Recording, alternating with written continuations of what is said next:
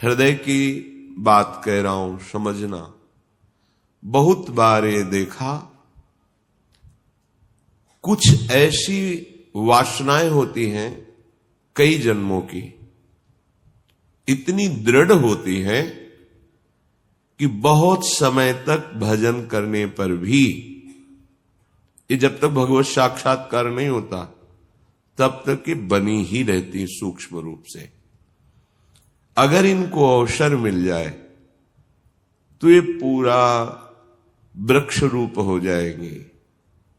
अंकुरण वृक्ष रूप बनना देर नहीं लगता इसमें।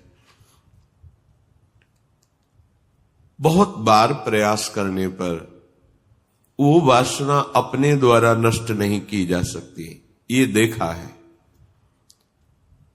उसके लिए गुरुदेव के चरणों में, आराध्य देव के चरणों में मन से बार बार त्राहिमाम बोलकर रोना पड़ता है। ये अंदर की बात कह रहे, आगे चल के देख लेना। आर्त भाव से रोना पड़ता है, प्रभु हार गया, क्या करूं, कैसे करूं। चाह नहीं है पर वासना है। ये एक अजीब स्थिति साधन काल में देखी गई। मन से पूछ रहे तुम्हें चाह है, नहीं, पर अंदर वासना है। बड़ी अशांति का अनुभव होता। कैसे दूर होगी, क्या किया जाए। जो करना चाहिए वो तो करके हार गया, फिर भी वो जब हार गया तब पूरी दृष्टि प्रभु के चरणारविंद की तरफ गई। पर धैर्य पूर्वक, ये अनुभव की बात कहते हैं, बहुत काल तक तुम्हारा विश्वास, तुम्हारी श्रद्धा, तुम्हारा धैर्य टूटना नहीं चाहिए। कि हमने सैकड़ों बार प्रार्थना की, इतने वर्ष से मैं जल रहा हूं लेकिन मुझे शांति नहीं हुई, मेरा विकार नष्ट नहीं हुआ। धैर्य, ये शब्द याद कर लो। धैर्यवान रहना, विचलित मत होना, परिणाम में बिल्कुल निर्विकार हो जाओगे। पर वो कितना समय लगेगा ये प्रभु जाने।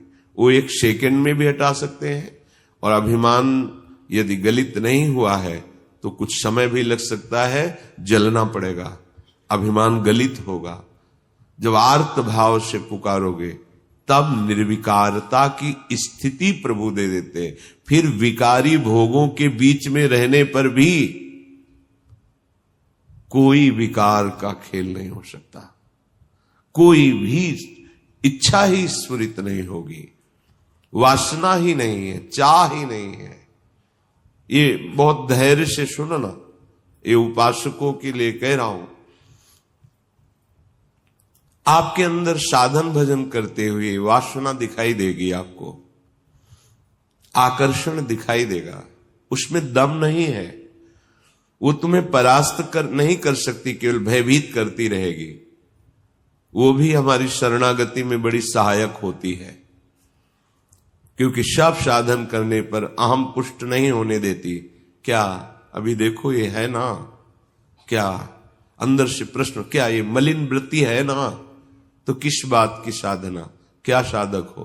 तो हे नाथ, अब मार्ग दूसरा नहीं, सहयोग किसी से नहीं, अपनी बात किसी से नहीं कहना। प्रार्थना है, समझ लीजिए, आंतरिक बात कह रहा हूं। अपनी स्थिति की बात किसी से नहीं कहना कि आपके हृदय में कौन सी वासना कितना स्फुरित हो रही, किसी से भी नहीं, किसी से भी नहीं। और धैर्यवान रहना, विचलित मत हो जाना। उस वासना को बढ़ावा देने वाली कोई भी दृष्टि, वार्ता, चेष्टा मत करना। और कितना भी समय लग जाए, अपनी आस्तिकता नहीं हटनी चाहिए, विश्वास नहीं हटना चाहिए। बिल्कुल निर्विकार हो जाओगे, बिल्कुल। यह गुण साधन ते नहीं हुई, तुम्हारी कृपा पाओ कोई कोई। वो कृपा उसी को मिलती है जो आर्त भाव से बलहीन होकर प्रभु को पुकारता है, नाथ मेरे बस की बात नहीं रह गई, हर उपाय करके देख लिया। सच्ची मानिए, बहुत ये विचित्र सूक्ष्म बात है, अगर समझ जाओगे तो विचलित कभी नहीं होगे। नई अवस्था साधन मार्ग में बड़ी तीव्रता, जब देखा सूक्ष्म वासना हृदय में है। सावन का महीना था, जल पीकर सावन भर रहेंगे, देखते हैं वासना कैसे रहती है। कोई फर्क नहीं पड़ा उस पे।